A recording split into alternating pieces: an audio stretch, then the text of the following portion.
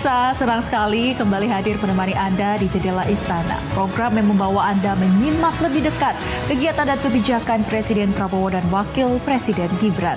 Bersama saya, Stefania Sarah. Inilah Jendela Istana selengkapnya. Indonesia hadir sebagai kekuatan penyentuh arah tata kelola ekonomi global. Solusi nyata ditawarkan untuk krisis pangan dan reformasi pembiayaan internasional.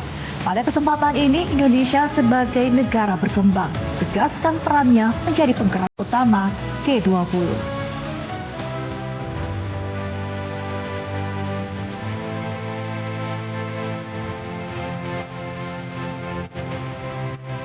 Wakil Presiden Gibran Raka Buming Raka menghadiri konferensi tingkat tinggi G20 di Johannesburg, Afrika Selatan.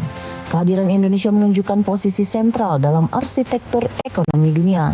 KTT ini bersejarah karena pertama kali diadakan di benua Afrika dan sekaligus menutup rangkaian presidensi negara-negara Global South selama 3 tahun berturut-turut. Sejalan dengan semangat Global South, Indonesia menegaskan negara berkembang kini bukan lagi penonton, melainkan penggerak utama atau co-drivers dalam menentukan agenda G20. Posisi ini penting untuk memastikan tata kelola global semakin inklusif dan berpihak. Pada saat rapat itu, pada saat pertemuan, program-program prioritas dari Bapak Presiden, misalnya MBG, hilirisasi, swasembada pangan, dan lain-lainnya. Hasil rapat segera kita follow up dan kita laporkan ke Pak Presiden begitu nanti kita sampai di tanah air. Salah satu agenda utama yang dibawa adalah isu ketahanan pangan. Program makan bergizi gratis atau MBG yang dijalankan Indonesia ditawarkan sebagai model investasi strategis. Mengingat laporan terakhir G20 mencatat sebanyak 720 juta penduduk dunia masih menderita kelaparan.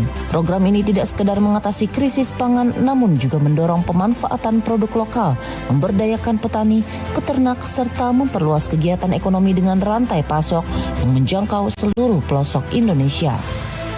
Selain itu, Indonesia juga menyoroti pentingnya reformasi arsitektur keuangan global. Wakil Presiden Gibran menekankan pembiayaan internasional harus lebih mudah diakses dan setara bagi negara-negara berkembang. Untuk mencapai tujuan ini, opsi seperti penghapusan utang, blended finance, dan dukungan untuk transisi hijau perlu diperkuat. Tanpa reformasi mendasar, negara berkembang akan terus menghadapi tekanan fiskal yang dapat menghambat pembangunan jangka panjang. Bapak Wakil Presiden menyampaikan beberapa poin penting. Yang pertama, pertumbuhan perekonomian global harus kuat, adil, dan inklusif dengan pembiayaan internasional yang mudah diakses, dapat diprediksi, setara khususnya bagi negara-negara berkembang.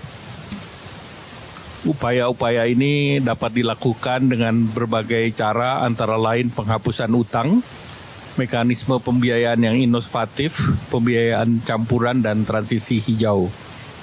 Bapak Presiden juga menyampaikan salah satu contoh solusi digital sederhana yang dilakukan Indonesia dan berbiaya rendah. Itu salah satunya QR, dan QR ini diadopsi oleh berbagai negara di ASEAN, bahkan negara lain di Jepang maupun di Korea. Dalam forum internasional ini, Indonesia turut memaparkan keberhasilan inovasi digital yang berbiaya rendah dan berdampak luas. Sistem pembayaran nasional KRIS yang dikembangkan Bank Indonesia dipamerkan sebagai contoh nyata solusi digital sederhana yang telah sukses diadopsi berbagai negara Asia seperti Jepang dan Korea Selatan. Model seperti KRIS dinilai dapat menjadi rujukan global untuk mempercepat integrasi sistem pembayaran lintas negara. Melihat pesatnya perkembangan teknologi, Indonesia juga mendorong G20 untuk memulai dialog mengenai ekonomi of intelligence dan kerangka tata kelola kecerdasan buatan. Tata kelola teknologi yang inklusif harus berjalan paralel dengan reformasi keuangan global karena kecerdasan buatan makin mempengaruhi arsitektur ekonomi dunia. Pada kesempatan yang sama, Wakil Presiden Gibran menekankan pentingnya menempatkan isu kemanusiaan sebagai inti tata kelola global. Ia menyoroti serangkaian bencana serta krisis, termasuk konflik di Palestina dan Ukraina, yang menegaskan perlunya G20 mengambil peran keteladanan.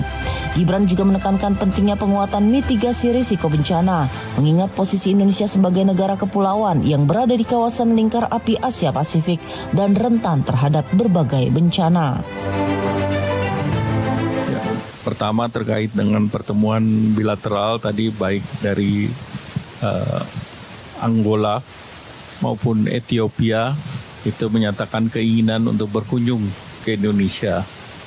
Dan tadi karena sudah ada minat mereka untuk sektor tertentu termasuk pertanian, negara lain yang seperti Finlandia, kita tahu itu negara dengan teknologi tinggi, mereka berminat untuk masuk di dalam data center dan juga untuk yang terkait dengan telekomunikasi.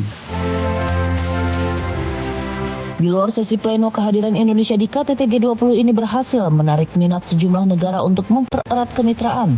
Negara-negara di benua Afrika seperti Angola dan Ethiopia menyatakan ketertarikan untuk memperkuat kerjasama di sektor pertanian. Finlandia turut menunjukkan minat berinvestasi di industri data center di Indonesia. Selain itu, terdapat rencana investasi lanjutan di sektor hulu migas senilai 2,6 miliar dolar Amerika Serikat, serta penandatanganan MOU antara PT Dahana dan Rheinmetall terkait pendirian fasilitas bahan peledak. Seluruh capaian dan usulan Indonesia di G20 menegaskan di bawah kepemimpinan Presiden Prabowo Subianto dan Wakil Presiden Gibran Rakabuming Raka, Indonesia bukan sekedar memperjuangkan keberpihakan global, tetapi juga memperkuat diri sebagai mitra strategis negara-negara maju dalam menjaga stabilitas ekonomi dunia.